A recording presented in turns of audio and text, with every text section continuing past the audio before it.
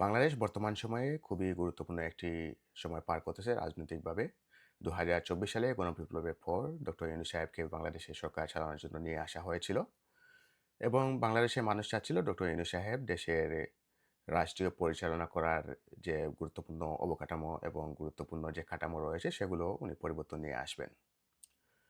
Unfortunately doctor Yunus সাহেবের সরকারের কার্যক্রম দেখে মনে হচ্ছে ওনারা একটি নির্বাচন দিয়ে চলে যেতে চাচ্ছেন।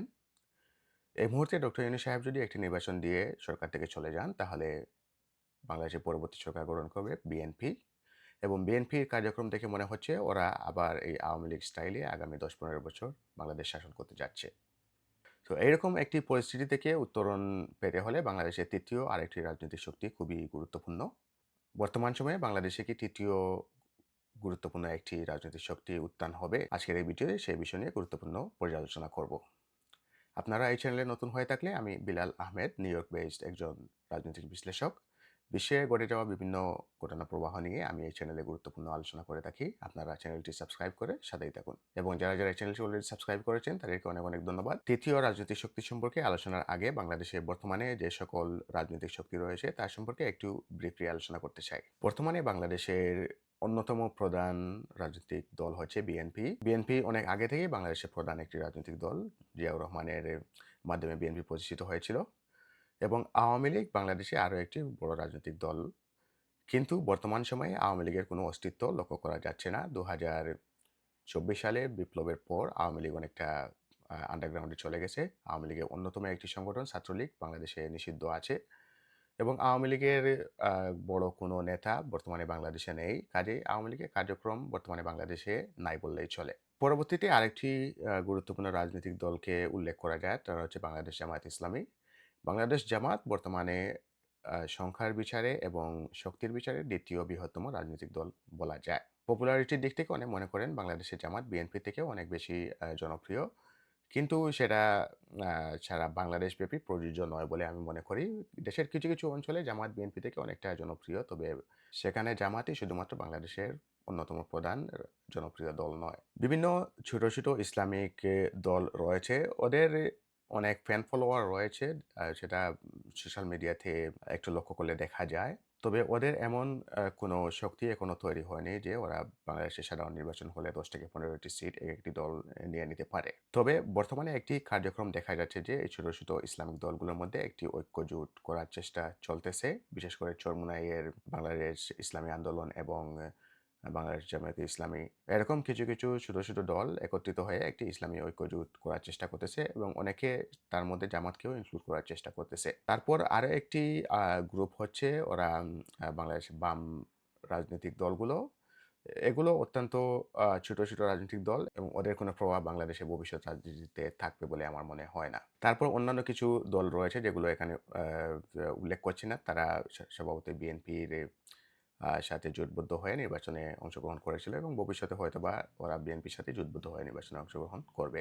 এর মধ্যে অন্যতম একটি দল বলা যায় এলডিপি, যেটা কর্নেল অলি আহমেদ পরিচালনা করতেছেন। আর আরেকটি দল হচ্ছে আন্দালিব রহমান পার্থের দল, বাংলাদেশ ন্যাশনাল পার্টি এবং জাতীয় পার্টি অনেকটা বিলীন হয়ে গেছে। ওরা পট পরিবর্তনের পর নিজেদের একটি অবস্থান সৃষ্টি করার চেষ্টা করতেছিল। তবে ওদের মধ্যে এতটুকু বিভাজন সৃষ্টি হয়েছে যে ওরা নিজস্ব কমন গ্রাউন্ড এখনো সৃষ্টি করতে পারেননি। তো আমি মনে করি না ভবিষ্যৎ বাংলাদেশের রাজনীতিতে জাতীয় পার্টির কোনো ভূমিকা থাকতে পারে। এই যে রাজনৈতিক দলগুলো রয়েছে ওরা সবাই যদি আ নির্বাচনে অংশগ্রহণ করে তাহলে বিএনপি স্বভাবতই সরকার গঠন করবে, সেটা স্পষ্ট। এখন প্রশ্ন আসতে পারে বিরোধী অবস্থানে যারা আসবে তারা কতটুকু শক্তিশালী হবে? এখনো স্পষ্ট নয় যে বিএনপি এবং জামাত আলাদাভাবে নির্বাচন করবে। বিএনপি এবং জামাত অনেকদিন থেকে জোটবদ্ধ হয়ে রাজনীতি করে আসছে। বর্তমানে ওদের মধ্যে কিছু আ মতপার্থক্য দেখা যাচ্ছে এবং নেতাকর্মীরা বিশেষ করে বিএনপির দিক থেকে প্রকাশ্যে জামাতের এগেইনস্টে বক্তব্য দিচ্ছেন। আমি এখনো কনভিন্সড নই যে এটা শুধুমাত্র লোক দেখানো। সময়ই বলে দেবে।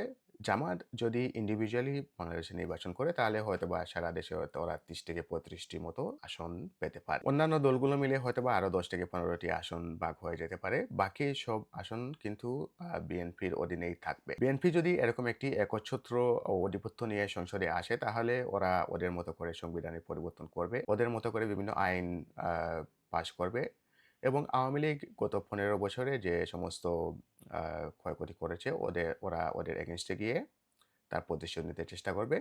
ইন দ্য মিন টাইম বাংলাদেশের জনগণ সাফার করবে। সেটা বাংলাদেশের জন্য কোনোভাবেই কাম্য নয় এবং যারা ২০২৪ সালে রাজপথে নেমে জীবন দিয়েছিলেন, রক্ত দিয়েছিলেন, তারা কখনোই চাননি বাংলাদেশে সেরকম আরেকটি পরিস্থিতির সৃষ্টি হোক। তো এই পরিস্থিতি থেকে বাংলাদেশের মানুষের একটি আকাঙ্ক্ষা থাকতে পারে যে তৃতীয় কোনো একটি রাজনৈতিক দল প্রতিষ্ঠিত হবে, যেটা বাংলাদেশের সাধারণ মানুষের কথা বলবে, বাংলাদেশকে ভবিষ্যতে উন্নতির পথে নেতৃত্ব দেবে। বাংলাদেশের মানুষের এই আশার পেছনে কিছু কারণও রয়েছে। ২০২৪ সালে বিপ্লবে যারা নেতৃত্ব দিয়েছিল তারা এখনো বাংলাদেশের রাজনীতিতে খুবই গুরুত্বপূর্ণ একটি আ অঙ্গ সংগঠন বলা যায়।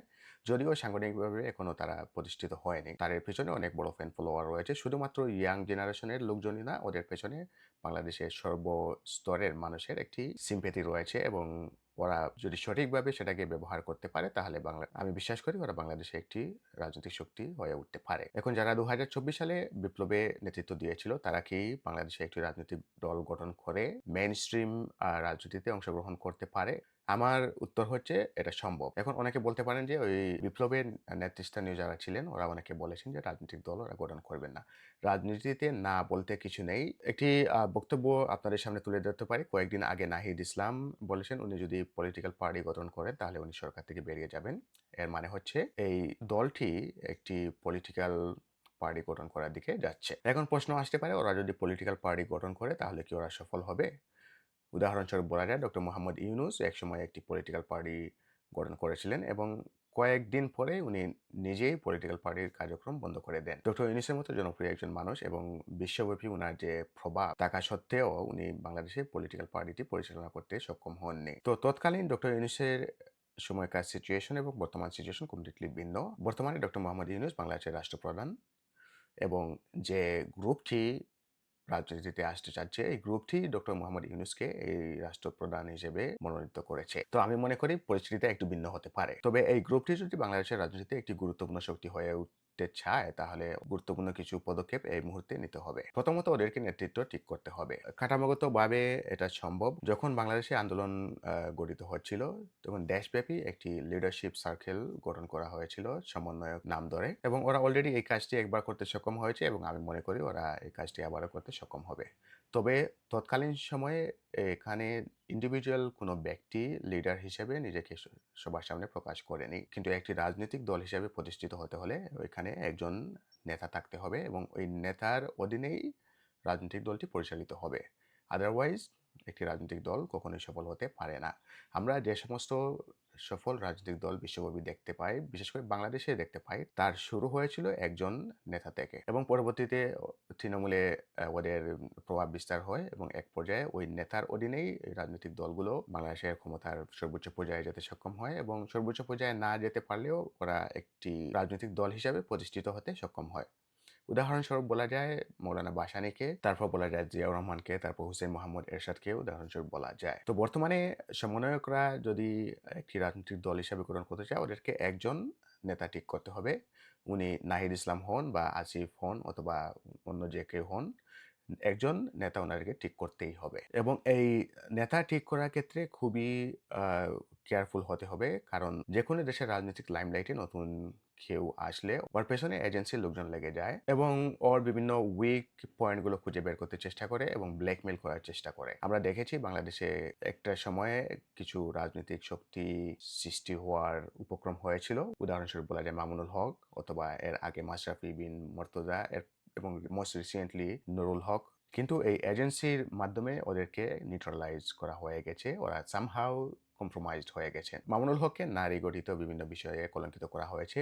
মাশরাফিকে কিভাবে নিউট্রালাইজ করা হয়েছে সেটা জনসম্মুখে আসেনি কারণ মাশরাফি অলরেডি আত্মসমর্পণ করে আওয়ামী লীগেই জয়েন করে নিয়েছেন এবং নুরুল হককে বিভিন্নভাবে ইসরায়েলের সাথে সম্পৃক্ত করে ওকে বিতর্কিত করা হয়েছে। এখন এই ২০২৪ সালে বিপ্লবে নেতৃত্ব দেওয়া সমন্বয়কদের মধ্য থেকে এমন কাউকে নেতা হিসেবে বাছাই করতে হবে যাদের ব্যাকগ্রাউন্ড কমপ্লিটলি ফাইন, ওকে কোনোভাবে ব্ল্যাকমেল করা সম্ভব হয়নি। এরকম একজনকে যদি বেছে নেওয়া যায় তাহলে রাজনৈতিক দলের ভবিষ্যৎ ভালো হবে। আদারওয়াইজ বাংলাদেশের দল হিসেবে সেটা সার্ভাইভ করা সম্ভব হবে না। নেতৃত্ব ঠিক হয়ে গেলে বাংলাদেশের ওদের পরবর্তী যে ভিশন এবং মিশন কি হবে তা পরিষ্কারভাবে জনগণের সামনে তুলে ধরতে হবে। মানুষকে কনভিন্স করতে হলে মানুষের কাছে যেতে হবে এবং মানুষকে জানাতে হবে যে নতুন রাজনৈতিক দলটি বাংলাদেশের ক্ষমতায় আসলে বাংলাদেশে কি পরিবর্তন আসবে এবং তার কিছু প্রমাণ মানুষের সামনে রাখতে হবে। এই মুহূর্তে এই যে গ্রুপটি রয়েছে এর মধ্যে থেকে ২ জন বাংলাদেশ বর্তমান সরকারের ভিতরে আছেন। উনারা এমন কোনো বিপ্লবী কাজ যদি করতে পারেন সরকারের ভিতরে থেকে, তাহলে জনগণের সামনে গিয়ে বাংলাদেশের ভবিষ্যৎ রাজনৈতিক দল হিসেবে ভোট চাওয়ার একটি সুযোগ সৃষ্টি হবে। এখন সময়ই বলে দেবে ওরা সেটা করতে সক্ষম হয়েছেন কিনা। তারপর আমি মনে করি এই নতুন রাজনৈতিক দল হিসেবে প্রতিষ্ঠিত হতে হলে কয়েকজন মানুষের সাপোর্ট খুবই গুরুত্বপূর্ণ। ২০২৪ সালের বিপ্লবে যারা সরাসরি অংশগ্রহণ করেছেন তারা তো সবাই বাংলাদেশের মধ্যেই ছিলেন। কিন্তু বাংলাদেশের মধ্যে না থেকেও অনেক মানুষ বাংলাদেশের সেই বিপ্লবে ভূমিকা পালন করেছেন। এর মধ্য থেকে কয়েকজন গুরুত্বপূর্ণ মিডিয়া পারসন হচ্ছেন পিনাকি ভট্টাচার্য, ইলিয়াস হোসেন এবং আমার দেশের মাহমুদুর রহমান। এরকম আরো কয়েকজন রয়েছেন। নতুন রাজনৈতিক দলের পেছনে এই মানুষগুলোর সাপোর্ট খুবই গুরুত্বপূর্ণ। কারণ বর্তমান সময়ে ওদের অনেক ফ্যান ফলোয়ার রয়েছে অনলাইনে। যাদের যত বেশি ফ্যান ফলোয়ার অনলাইনে রয়েছে তাদের কাছে তত বেশি শক্তি রয়েছে। এই গ্রুপটি যদি নতুন রাজনৈতিক দলকে পেছন থেকে সাপোর্ট দেয় তাহলে ওদের প্রতিষ্ঠিত হতে সুবিধা হবে এবং বাংলাদেশে পরবর্তী নির্বাচনে একটি উল্লেখযোগ্য সংখ্যক সিট ওরা নিয়ে নিতে পারে। পরবর্তী একটি ভিডিওতে আমি বাংলাদেশের জামায়াতে ইসলামের কি ভূমিকা হতে পারে ভবিষ্যৎ রাজনীতিতে সে বিষয় নিয়ে গুরুত্বপূর্ণ আলোচনা করব। আজকে এই পর্যন্তই। চ্যানেলটি সাবস্ক্রাইব করে সবার সাথে থাকুন। ধন্যবাদ।